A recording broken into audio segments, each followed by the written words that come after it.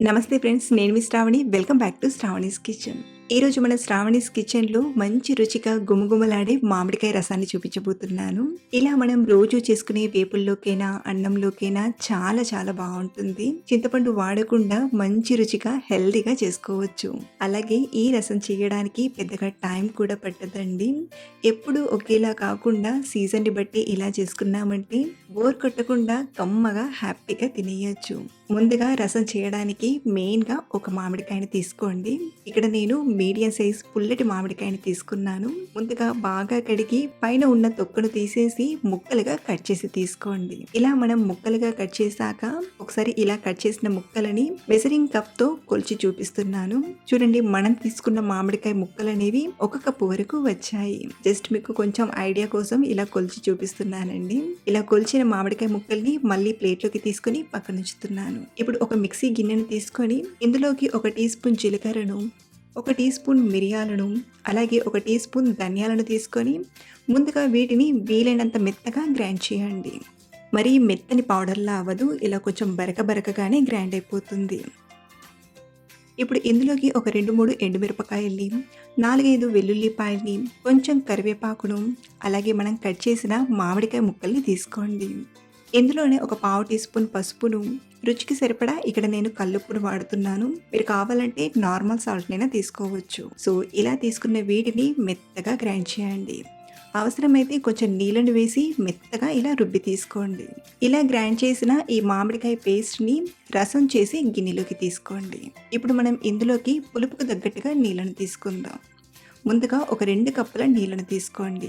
అంటే ఒక 500 ml వరకు నీళ్ళను తీసుకొని ఒకసారి బాగా కలిపి మన టేస్ట్కి తగ్గట్టుగా ఉప్పు పులుపు సరిపోయిందో లేదో చూడండి. ఇక్కడ నాకు పులుపు అనేది కొంచెం ఎక్కువగా అనిపించి మళ్ళీ కొంచెం నీళ్ళని తీసుకుంటున్నాను. ఇలా మనం మన టేస్ట్కి తగ్గట్టుగా ఉప్పు పులుపుని సరి చేసుకున్నామంటే ఈ రసం టేస్ట్ ఎక్స్ట్రా ఆర్డినరీగా ఉంటుంది. అలాగే ఇందులోనే కొంచెం సన్నగా తరిగిన కొత్తిమీరాకును, కరివేపాకును తీసుకొని బాగా కలపండి. ఇక్కడ నేను ఈ రసంలోకి కంప్లీట్గా 700 ml వరకు నీళ్ళను తీసుకున్నాను.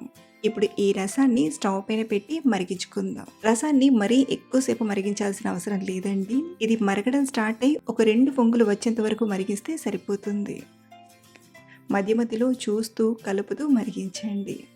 చూడండి, మనకు రసం ఎప్పుడైతే ఇలా మరగడం స్టార్ట్ అవుతుందో అప్పుడు ఈ రసం గిన్నెను పక్కన పెట్టేసి ఇందులోకి పోపును పెట్టుకుందాం.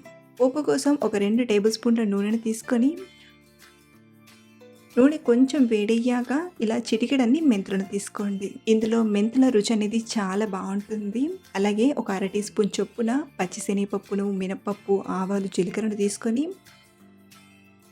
ఇవి ఇలా కొంచెం ఫ్రై అయ్యాక ఓ 2 నలగొట్టిన వెల్లుల్లిపాయల్ని, 2 పచ్చిమిరపకాయ ముక్కల్ని, సన్నగా తరిగిన ఉల్లిపాయలు తీసుకొని ఫ్రై చేయండి. ఉల్లిపాయల్ని మరీ ఎక్కువగా కాకుండా దూరగా ఫ్రై చేయండి. చూడండి, ఉల్లిపాయలు ఇలా కొంచెం దూరగా ఫ్రై అయ్యాక ఇందులోనే ఓ 2 ఎండుమిరపకాయ ముక్కల్ని, కొంచెం కరివేపాకును, ఒక పావు టీ స్పూన్ ఇంగువను తీసుకొని ఇలా ఫ్రై చేసిన పోపుని రసంలోకి తీసుకొని ఒకసారి బాగా కలిపామంటే కమ్మడి రుచిగా మామిడికాయ రసం రెడీ అయిపోయింది. ఇలా పెట్టిన రసం టేస్ట్ చాలా బాగుంటుంది. కొంతమందికి చింతపండు పడదు. అలాంటి వారు కూడా ఈ మామిడికాయ రసాన్ని ప్రిపేర్ చేసుకోవచ్చు. అన్నంలోకైనా, వేపుల్లోకైనా, లేదా మనం చేసుకునే నాన్ వెజ్ ఫ్రైస్లోకైనా చాలా చాలా బాగుంటుంది. సో తక్కువ టైంలోనే కమ్మడి మామిడికాయ రసాన్ని ఎలా పెట్టాలో చూసారు కదా.